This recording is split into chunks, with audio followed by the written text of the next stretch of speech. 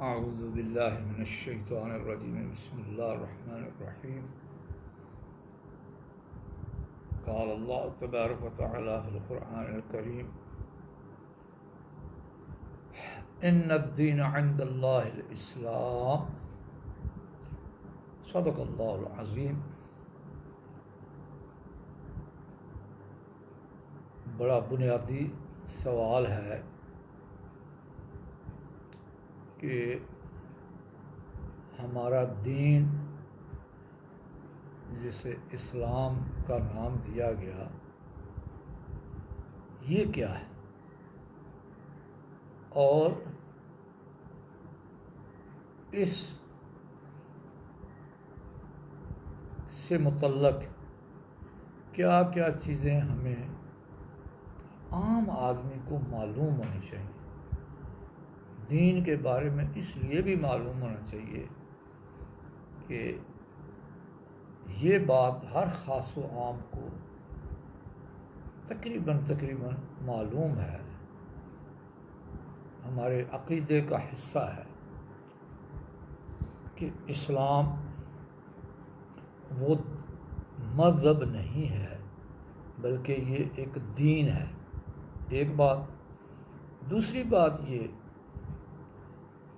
کہ مرنے کے بعد اگلا اس عالم آب و گل سے جب ہم فارغ ہو کر عالم آخرت کے پہلے سٹیپ جسے عالم برزخ کہا جاتا ہے، جسے قبر کی زندگی کہتے ہیں عمومی طور پر، یہ میں نے عمومی طور پر اس لیے کہا کہ ہر بندے کو قبر بھی نہیں ملتی۔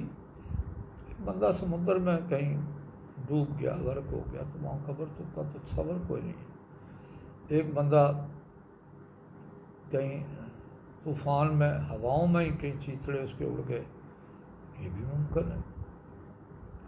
تو بہرحال یہ برزخ وہ اس حصے کا نام ہے، ہماری زندگی کے اس حصے کا نام۔ اصل میں یہ حیات ہے، یہ ہم یہ نہیں کہتے یہ موت ہو گئی تو بس ختم ہو گیا، بلکہ الذی خلق الموت والحیات، قرآن میں جب بھی اللہ پاک نے زندگی کا تصور دیا تو فرمایا الذی خلق الموت والحیات، یہ اللہ ہے جس نے تخلیق کیا موت کو اور پھر حیات کو۔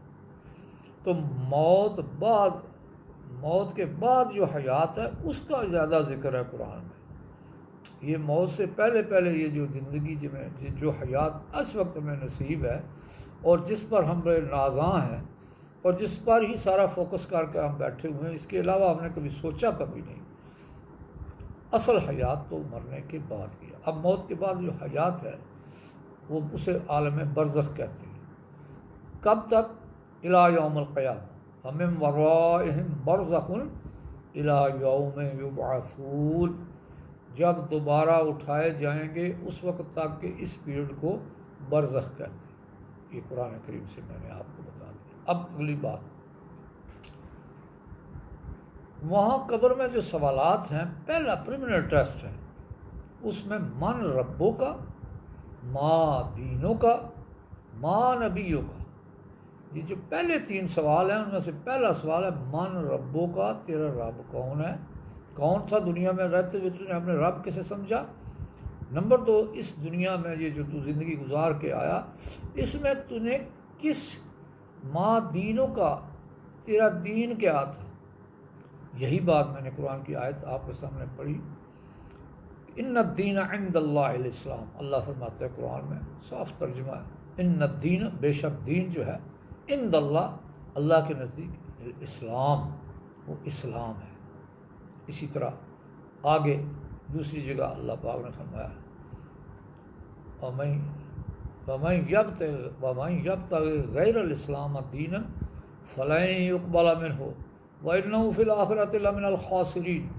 یاد رکھو، اس دین اسلام کے علاوہ اگر کوئی بندہ کوئی اور راستہ ڈھونڈے گا زندہ رہنے کا اسلوب، طریقہ، کوڈ آف لائف بنائے گا کسی اور چیز کو، وَمَن يَبْتَغِ غَيْرَ الْإِسْلَامَ دِينًا فَلَن يُقْبَلَ مِنْهُ، بے شک کرتا رہے، منع نہیں ہے، دنیا میں کرے جو کرنا ہے اس نے، فَلَن يُقْبَلَ مِنْهُ، میرے ہاں وہ قبول نہیں کیا جائے گا۔ اللہ فرماتا ہے میں اسے ایکسیپٹ نہیں کروں گا۔ تو ہمارے جو ایک بڑے لبرلز کے بڑے بڑے عقیدے آج کل وہ شائع ہوتے ہیں اور کہتا ہے یعنی بھائی جی انسانیت کی خدمت کرنا یہ بڑا کام ہے جی، یہی اصل مذہب ہے، یہی اللہ تعالیٰ چاہتا ہے۔ تو اللہ تعالیٰ جہاں وہ چاہتا ہے وہ چاہتا ہے، میں نہیں اس کا انکار نہیں کر رہا کہ انسانیت کی خدمت نہ کی جائے یا انسانیت کے ساتھ اچھا سلوک کیا جائے، یہ تو اس اسلام دین کا ایک حصہ ہے، لیکن اس ہی کو فقط یہ سمجھ لینا یہ بے وقوفی ہے، کیونکہ وَمَن یبتغِ غیر الاسلام دینا فلن یقبل منہ۔ اب اس لیے ہمیں ضرورت ہے کہ جب اسلام کے علاوہ کسی دین کو وہاں قبول ہی نہیں کیا جانا، ایکسیپٹنس ہی نہیں ہے، جب آپ آخرت کی لائن میں لگ کر اللہ کے حضور میں حاضری کے لیے جا رہے ہیں، وہاں سوال ہے ماں دینوں کا، تیرا دین کیا ہے، تو مجھے اپنا دین جاننا چاہیے۔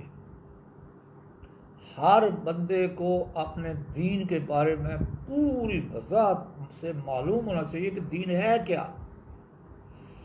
میں اس بہت چھوٹی سی یہ 10 منٹ کے کلام میں آپ کو یہ بتانا چاہوں گا اس چھوٹی سی اسٹیپ میں کہ دین کیا چیز ہے، اسلام کس کو اسلام کہا گیا، یہ قرآن نے کیوں اس کے کہا کہ اسلام کے علاوہ کوئی دین ایکسیپٹیبل نہیں ہے مجھے۔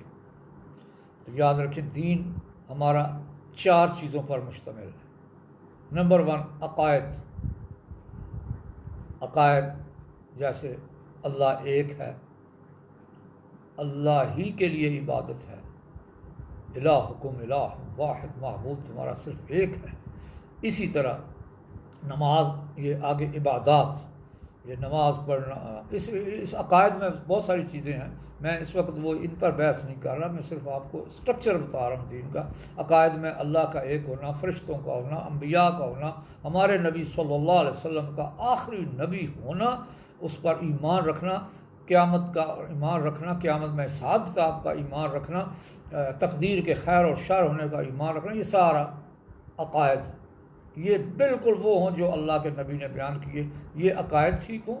نمبر 2 عبادات، جو اللہ کے نبی صلی اللہ علیہ وسلم نے نماز 5 وقت کا ادا کرنا، حج کا زندگی میں ایک دفعہ کرنا اگر اس کا استطاعت ہو، زکوٰۃ کا ادا کرنا، اور اس طرح جو دیگر عبادات اللہ پاک نے معروف ہے، میرے پاس وقت کم ہے، وہ ساری عبادات کا بھی نہیں تذکرہ کر پا رہا، تو یہ عبادات کا ادا کرنا۔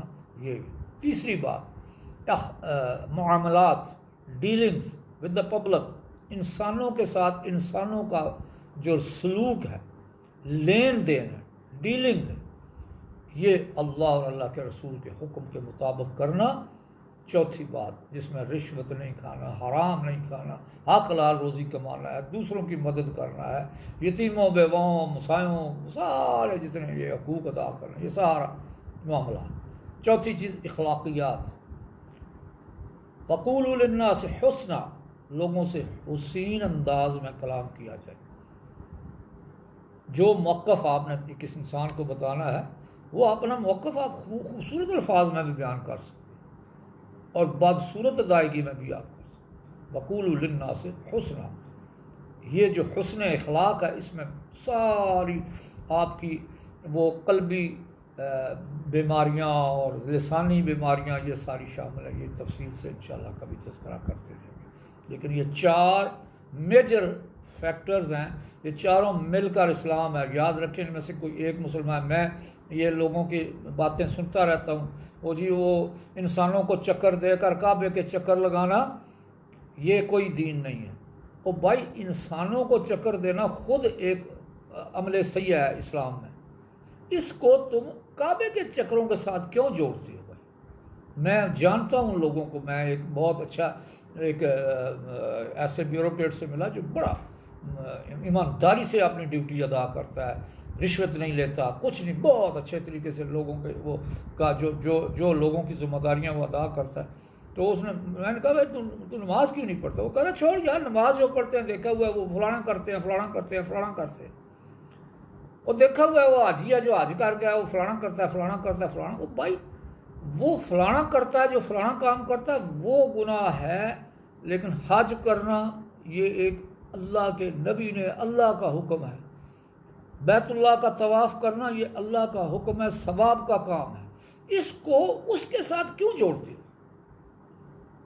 اس لیے جوڑتے ہیں کہ اصل میں ان کے اس عمل کو ڈی گریڈ کرنا. اسی طرح لبرلز یہ کہہ رہے ہوتے ہیں جب قربانی کا وقت آتا ہے، ابھی قربانی کا وقت گزرا، وہ یار یہ جانوروں کو ذبح کر کے گوشت کھانا کھلانا کیا فائدہ، اس سے بہتر ہے غریب آدمیوں کو پیسے دے دو، ان کی مدد کر دو. او بھائی آپ کو کس نے منع کیا غریب آدمی کی مدد کرنا؟ کس نے؟ اسلام نے منع کیا.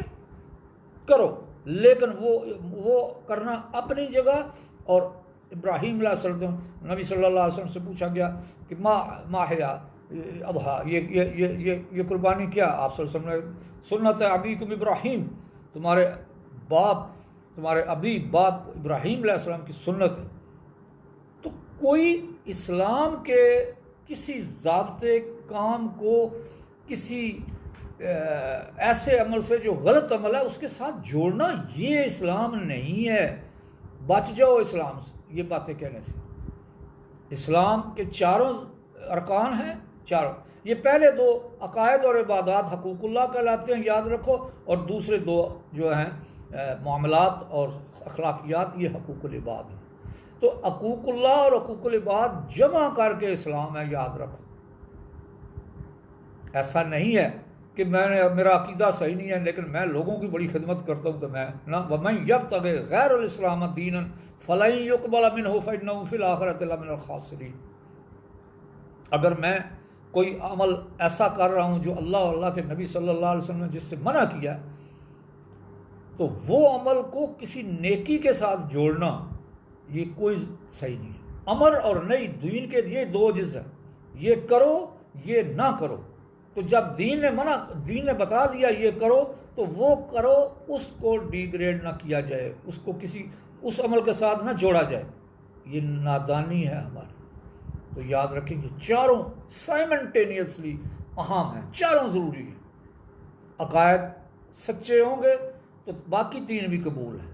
عقائد میں غلطی ہوگی یہ سارے تین ہوں گے، ضائع ہو جائے گا. عقائد بھی ہوں، معاملات بھی ہوں، اخلاقیات بھی ہوں، عبادات درمیان میں سے نکال دے اور اگر اس کو غیر ضروری سمجھے گا تو اسلام نہیں ہوگا. یہ اسلام چار چیزوں کا مجموعہ ہے: عقائد، عبادات، معاملات اور اخلاقیات. اللہ تعالیٰ مجھے آپ سب کو اسی طرح دین کو سمجھنے اور اسی طرح عمل کرنے کی توفیق عطا فرمائے. وما علینا الا البلاغ.